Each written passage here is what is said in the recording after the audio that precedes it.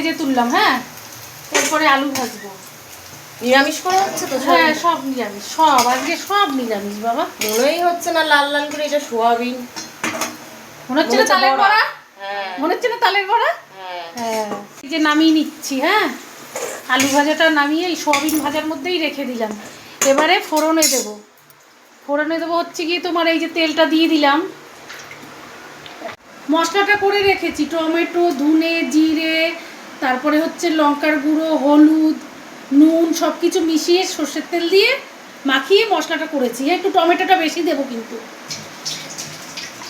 আর এই যে আদা বাটাটাও এর মধ্যেই দিয়ে দিচ্ছি। এবারে এই যে গোটা মশলা, একটা এলাচ, দুটো লবঙ্গ, একটুখানি দারচিনি। জিরে ফোড়ন দেবো না। হ্যাঁ, ফোড়নে কিন্তু জিরে দেবো না। একটা কারি পাতা,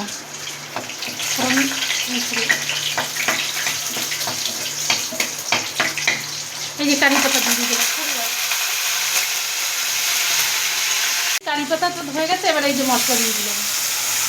মশলাটা কষিয়ে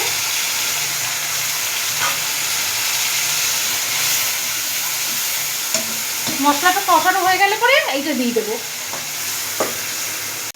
এই যে কষানো হয়ে গেলে এবারে দেখো এই যে আলুটা আর সোয়াবিনটা এর সঙ্গে দিয়ে দিলাম। তাহলে কষানো হলে পরে এর সঙ্গে নুন হলুদটা ঢুকবে। ভাজার সময় তো কিছু দেয়নি নুন টুন।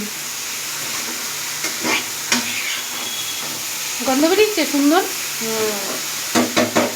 এই যে তোরই এবার জলটা দিয়ে দিলাম। হ্যাঁ, চাপা চাপা হবে না? একটু হালকা হালকা ঝোল ঝোল থাকবে, একদম কষা কষা হবে না। এই যে ঢাকা দিয়ে দিলাম।